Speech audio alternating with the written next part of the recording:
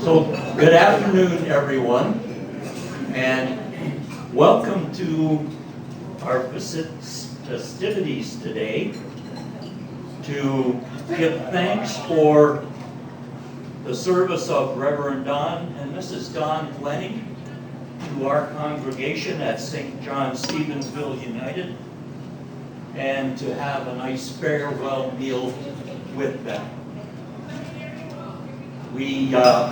I'm not going to take up too much time here myself.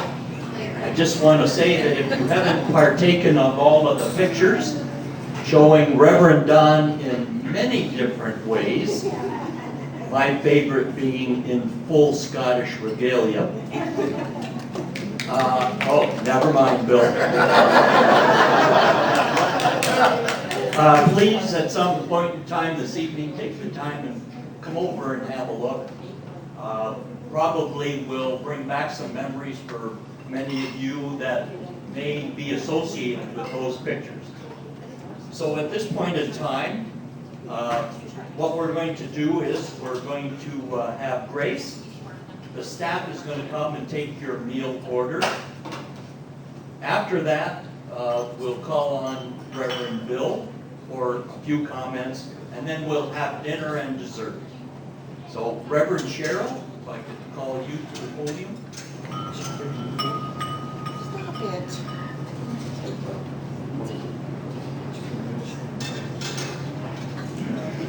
I was just thinking how nice it is to be out on a Saturday night and a romantic dinner for Dawn and Dawn and 50 of their closest friends.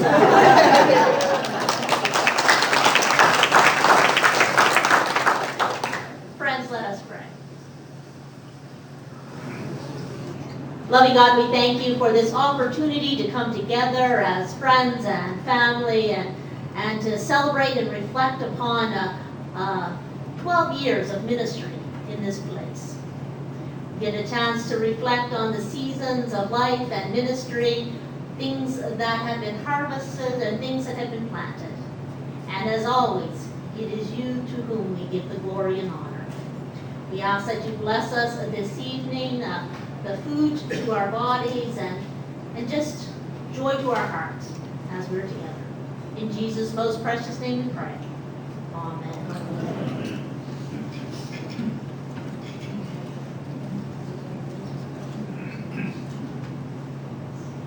I'd like to call on Reverend Bill Thomas at this time.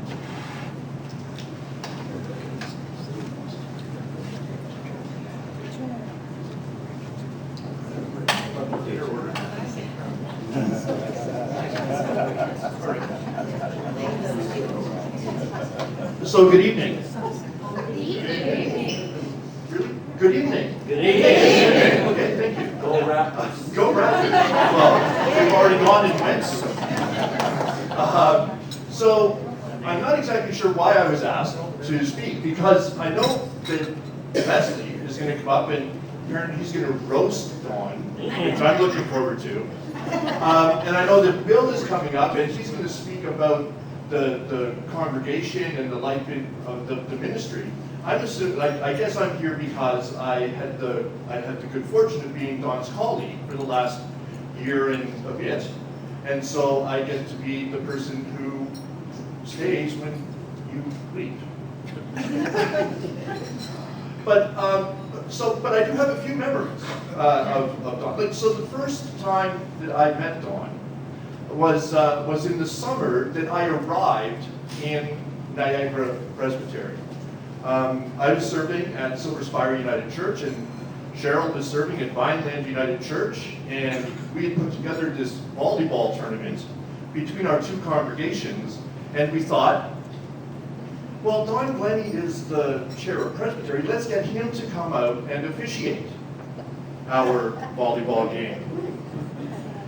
Which I thought was great, so he's a minister, he's chair of Presbytery, and so it should all be above board. And somehow, Vineland United Church beat Silver Spire United Church on that occasion, and I still, to this day, blame the officiating. It was, well, no, I won't go there yet. But so that was my first time, and then Don was, like I said, chair of Presbytery for that first year that we were here, and one Presbytery meeting he came in his full, as Rick suggested, his full Scottish regalia, which was great. Because not only, so one thing you need to know about me, I love walking into a room and seeing at least one other person with a ponytail. It actually does my heart good. It also did my heart good that day to find somebody else who would actually wear a kilt to a church function, because I also have been known to wear a kilt, and so that was great. I quite enjoyed that evening. And then we talked about wearing our kilts together, and then when that meeting came up, I forgot. And so Don showed up in his kilt, and I didn't. And after the meeting, he took me aside and he said, Bill, I thought we were both going to wear our kilts. And that jogged my memory. But we've never made that commitment again. I expect that there's a trust issue there. But now I have had the opportunity to work with Don for the last year and, well, almost a year and a half, actually. And I can say, like, I have found Don to be a wealth of information. If you need to know anything about the military history of Niagara, Don, like, and so we have had some incredible conversations, particularly, and it's been great for me, because even though I grew up in St. Catharines and went to school in the St. Catharines system, and thought that we had, like I was well versed in like the War of 1812, there are so many things that I don't know, or that I didn't know. Now I do. I've told me about them a few times, and it's been a really good it's been a good experience to sort of gain some of that information, and it's something that Don is truly passionate about, and that comes through when he shares it, and you can see in those moments how good a teacher he must have been. Because I take away from those conversations not only the information, but the way that the information is shared and the passion that he brings to those conversations. 12 years of ministry is a long time. It doesn't necessarily seem like a long time, but most ministries end within that 5 to 7 year period. And so to have the same minister stay in a community for 12 years is truly a testimony to the community and also to the minister. I think that it gives that minister the opportunity to accompany the congregation and members of the congregation and members of the congregation through just incredibly life significant events. That minister gets to marry you and baptize you and bury you, and that brings that minister into the heart of the individual congregant, the congregation itself, and the community. That minister leaves an indelible mark in the lives of all who he may touch. And so I think that we as a congregation, that I as his colleague, owe Don a debt of gratitude.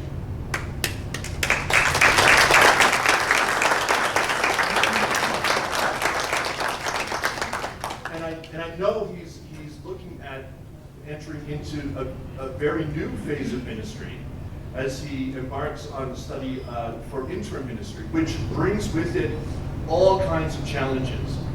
And so I for one, and I'm sure that all of you will join me in wishing him every success in those studies and in the ministry that follows. And I hope that you are able to find ways to bring that teaching ministry into the congregations where you will be challenged to kind of work with and lead them through very difficult times. But I think that the gift of teaching, that aspect of your ministry will be an invaluable tool for you to use and an invaluable gift to the congregations with whom you're working. So, Don, all the best. And I would invite you to join me in raising your glass to the ministry of Don Glennie and to continued success in the future. Yeah, I remember from church. There you go. Put in more speakers even.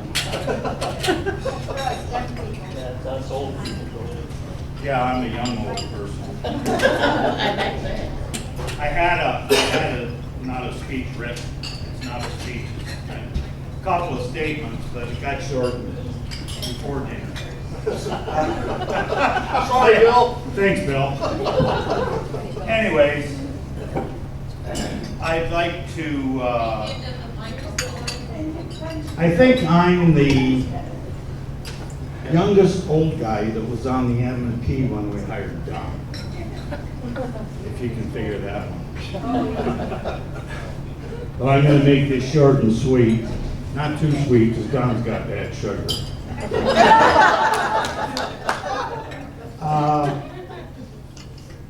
The first memory I had on our interview, when Don came in and I wondered what we were getting. Because we only interviewed two ministers for the job, was, and I think it's on this in here somewhere, he come in a suit, sat down, he had a tie on that was about 10 inches wide, I think, piano keys down one side, and I think there was saxophones on the other side. And he could have tucked it in his socks, it was so long. Anyways, that I met with John Hatch. John Hatch and I think we're the only ones that are here, are left around that were on that M&P. Are you asleep, John? We meant to go over this, and then I think I should have met with Bill before I wrote this out. But I do remember that Don had a passionate love of singing and music.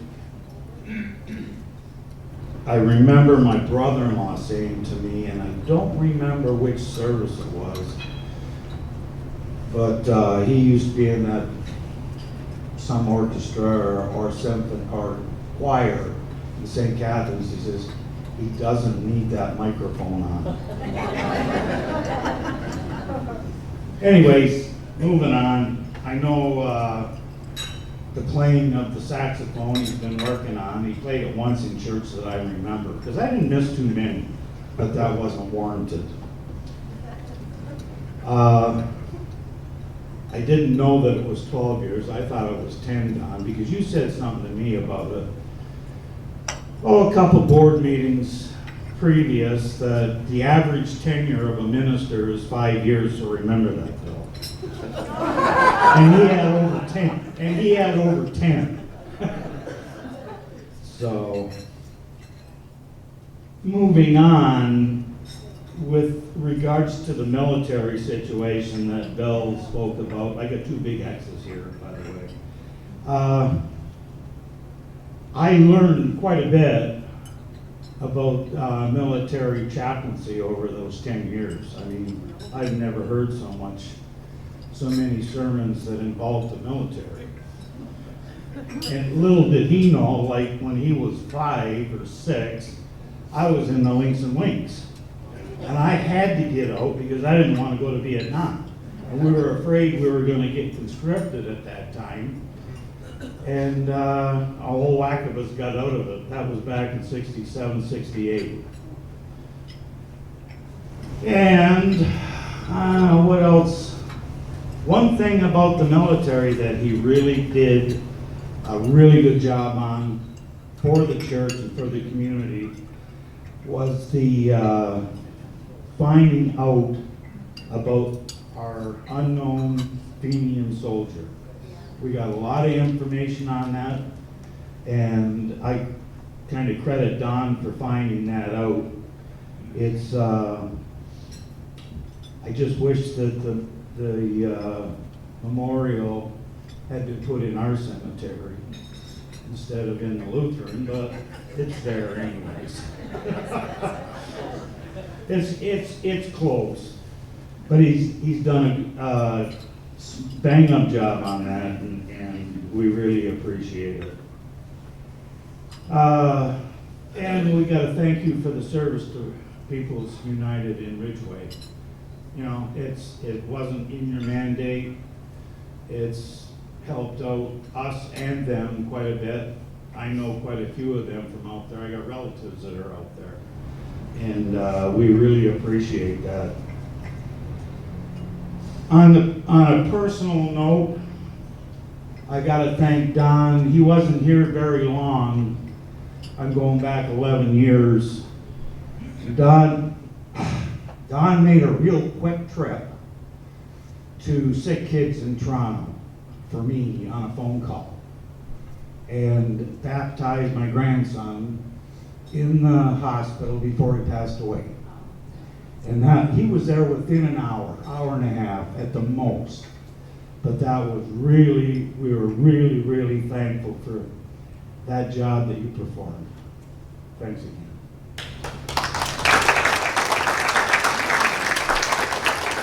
I know we'll both miss Don and Don. The only thing is I don't have, I threatened to change that clock at the back and put a digital clock up there so he could read it easier from the pulpit. And Mrs. Don and I had worked about it once too, and she says, I keep telling him to shorten him when he has extra stuff to do. It never seemed to happen. But on behalf of the St. John Stevens United Church, I really appreciate what you've done for us, both of you. Choir, singing, sermons. It's been exemplary. Thank you.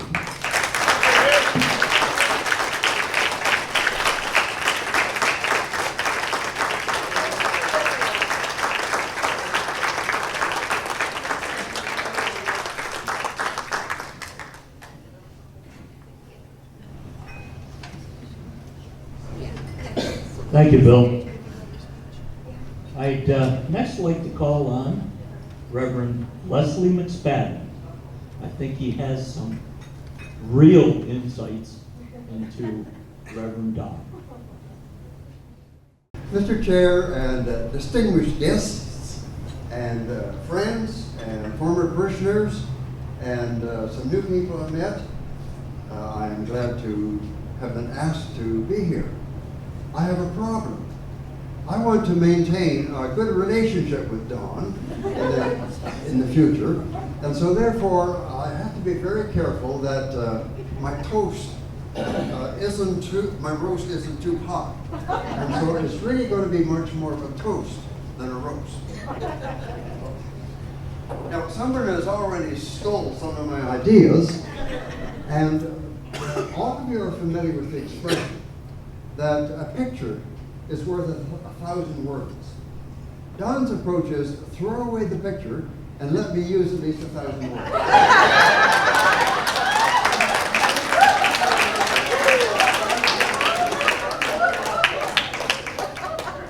You may have noticed that if you ask Don a question that really requires just yes or no, 10 minutes later he's still giving his answer. You also learn very quickly that he is proud of his Scottish heritage.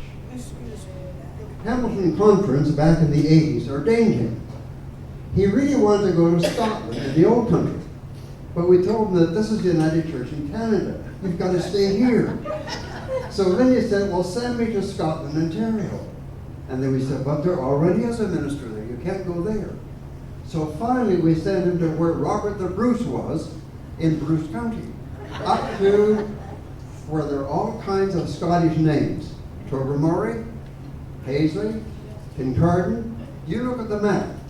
And so Don couldn't possibly be in a more Scottish area anywhere in Ontario than he was right there at Tobermory. Now, actually, I think that Don would have been much more at home if he was in the 18th century instead of the 20th or the 21st century. Because I think that deep down inside Don, he really wants to have been a clan chief. And clan chiefs, as you know, could be mighty vicious. And I can see Don swinging a two-handed sword, cutting his way through the enemy. And he'd be in a story, and of course he'd be wearing the Scottish regalia at the same time. Now, at the same time, that fighting spirit of Don, I think, has come in very handy, because everybody here is aware that he suffered some very severe health problems. And I think it was that desire to fight that kept him going, and that way he's still here.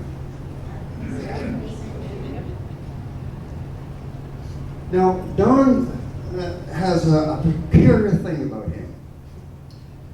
When we all gather, you know that what we want to do is we look at the food. We look at it, we smell it, we stick a finger into it and see how it tastes. But Don does something I've never seen anybody else do. He actually talks to the food.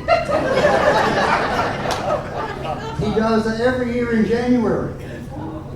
And all you have to do is invite him, and he'll come to your place and talk to your food.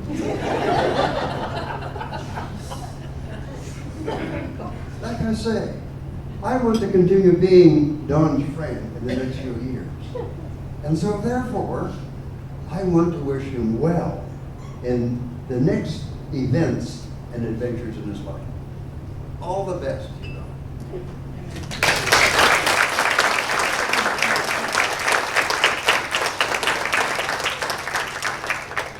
Thank you, Lesley.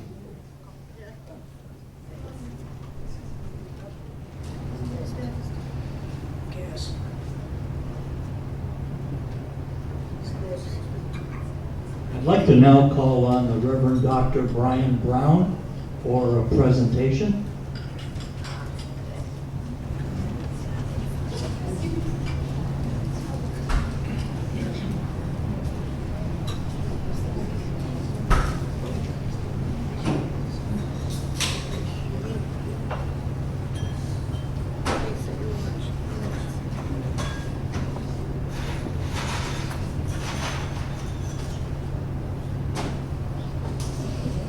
When you see a minister coming with a briefcase, I wonder.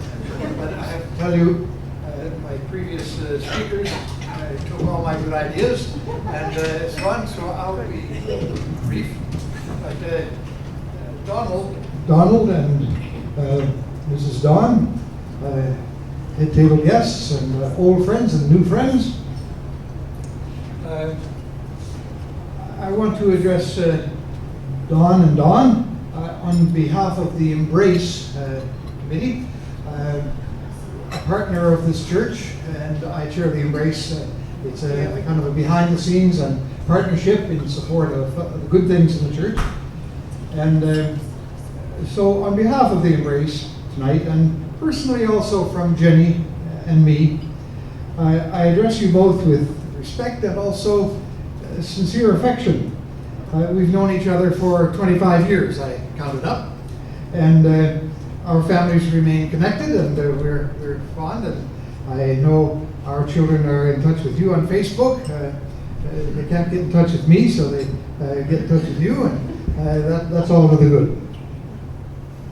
The Embrace Committee has had the privilege of supporting your ministry in partnership with the congregation over the years, and expanding your ministry when you desired full-time, and then extending your ministry to a 12-year record, actually, in this church when you indicated that that's what you wanted.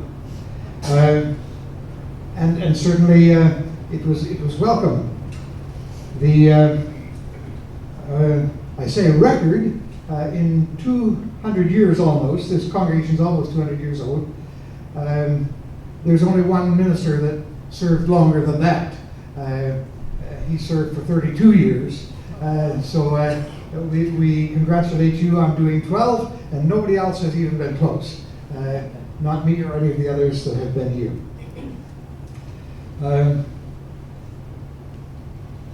Beyond that, I want to say that you are the 60th minister of the congregation.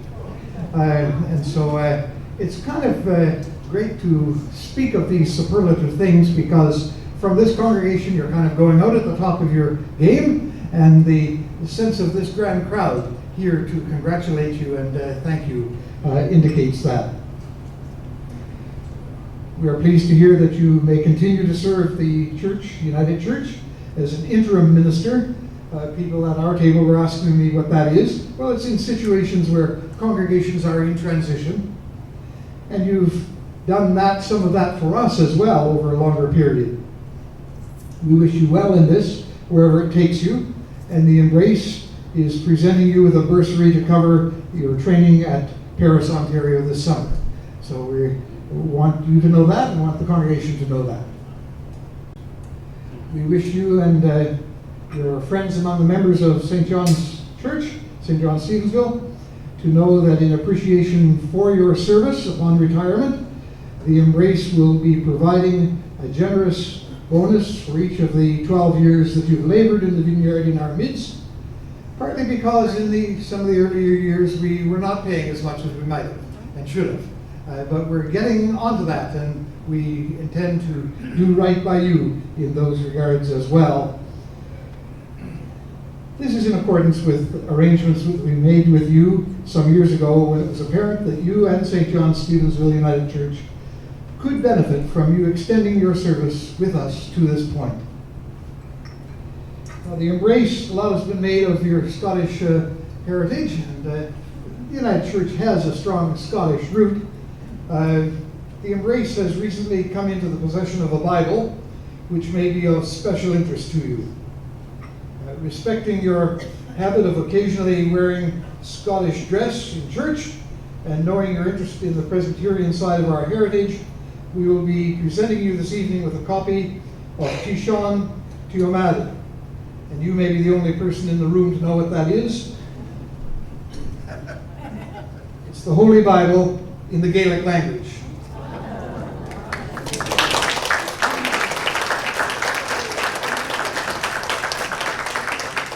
And Mrs. Dawn, on occasion, you have honored the German heritage of this congregation in readings and occasional translation of documents for us. We wish to present you with a copy of the Martin Luther German Bible, of the sort used in Germany in the Evangelical Church of the Union, even still to today, but brought to this part of Canada by the first settlers here, the founders of this congregation. So thank you both for your service, and God's blessing upon ye.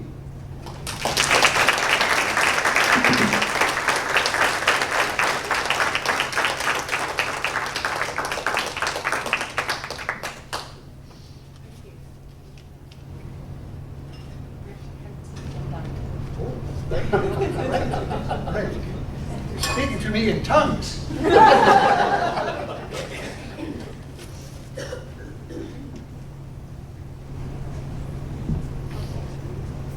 On behalf of the UCW, I'd like to call Phyllis Booth and Val Spear to the podium.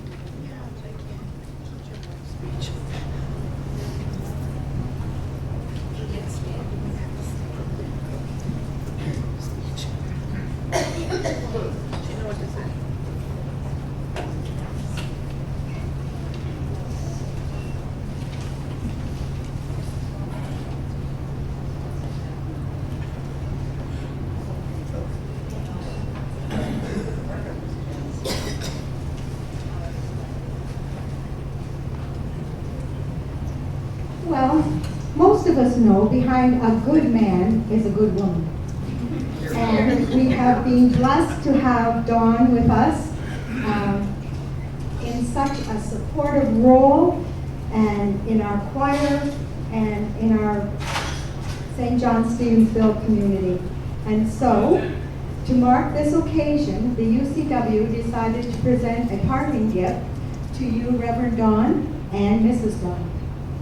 On behalf of the congregation, the whole congregation, after much thought, we settled on a quilt with squares in the log cabin pattern arranged in the barn raising layout, which is a beautiful traditional layout that features a cross in the center. Many, many people were involved in the creation of this quilt. And we especially want to thank Val over there for choosing the fabric with which such careful attention to color scheme, and also to bring it all the way from Florida. So our thanks goes out to all the ladies who sewed the individual squares with such great precision, and especially to Susan for assembling the squares into the finished product. So if there's anyone here that had their little hands and fingers in helping this, and you're able, please stand if you're here tonight.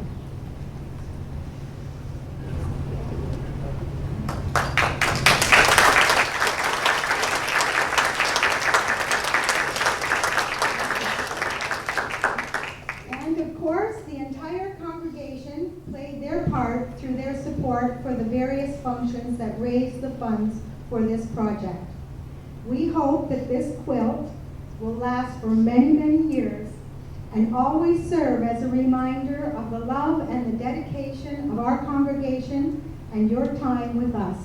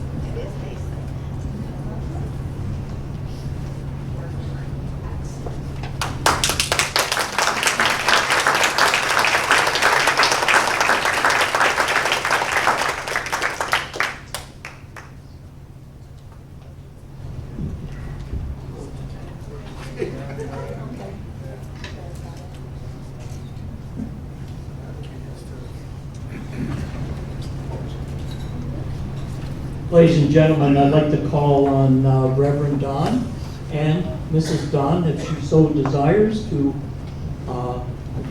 come and say a few words to you.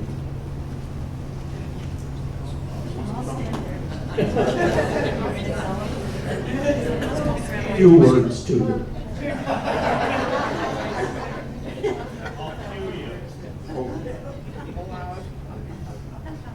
Thank you all for coming tonight. Our families are definitely intertwined. St. John Stevensville has been part of my life for 12 years. And as has been mentioned, we've seen through everybody through births, marriages, and passings, promotions to heaven. And it's truly appreciated that you all are here, and your wonderful words are definitely heartfelt. Thank you.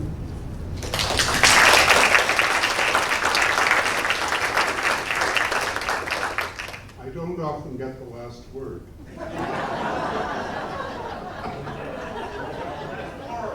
I know better. And I'm supposed to keep this to 1,000 words? By the way, The food that I address is haggis, and it is the breakfast of champions.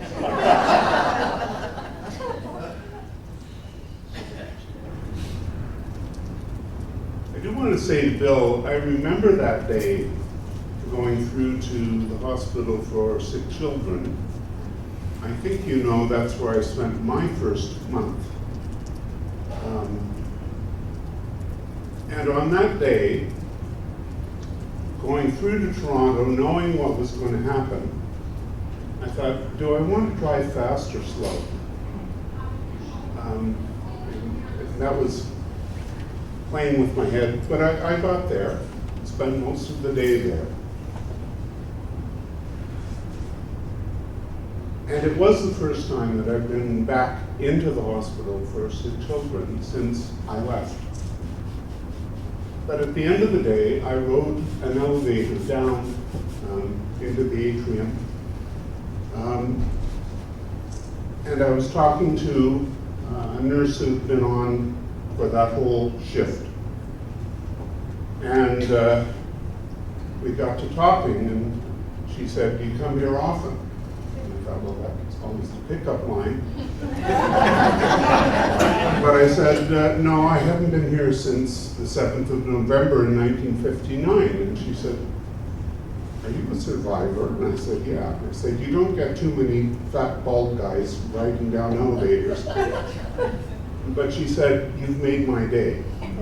Because in neonatal intensive care, especially at the hospital for sick children, they do wonderful work.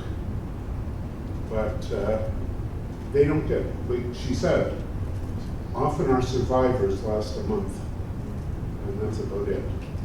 So she was quite happy to ride down the elevator. So thank you for that.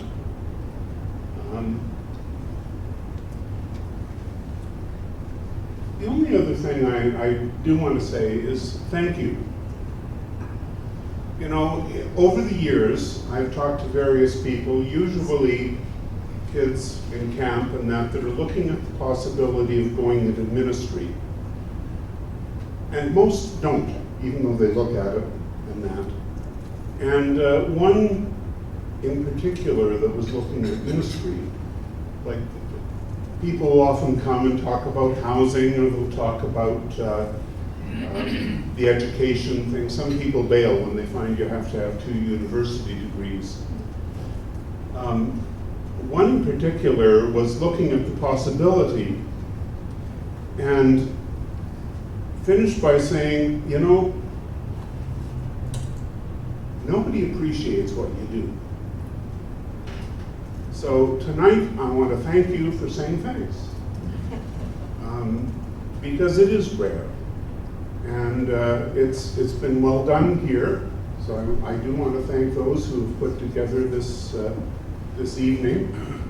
And for having it here, we were talking about whether we're going to send some rolls from Betty's to Don's dad in Toronto. On various occasions, he's called up and said, "Do you want to go to Betty's?" Like from Toronto, he'll come down and come to this restaurant, and he loves the rolls. So we were thinking about sending them. So thank you for having the dinner and for having it here and for all the hard work that has gone into it. And for your support over almost 12 years anyway, of service here. I don't think we ended up doing what I thought we would be doing when I came, but we roll with the punches. And it was actually Rick Doan who put the guy who had an unknown soldier together with the guy who was looking for a grave, which is Peter Vronsky from Toronto.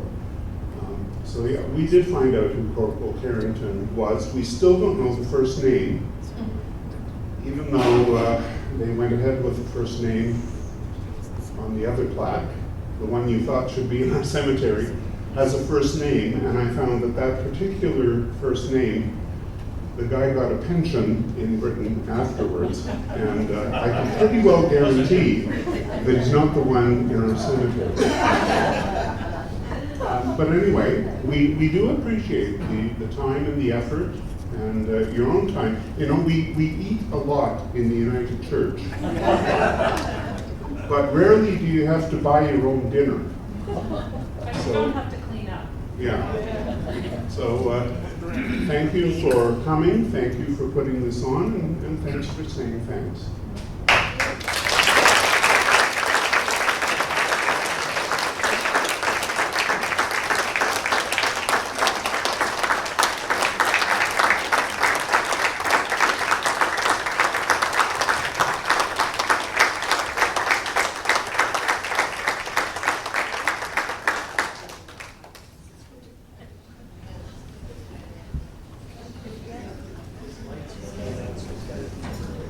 Ladies and gentlemen, our farewell to Reverend Don and Don is coming to an end. I'd like to thank you all for taking the time and showing the interest to come and be a part of this and show your appreciation to them. And this time, I would like to call out on our friend Joanne Best. And Joanne, please stay there if you want, or come forward. Joanne's going to come forward and give us the benediction.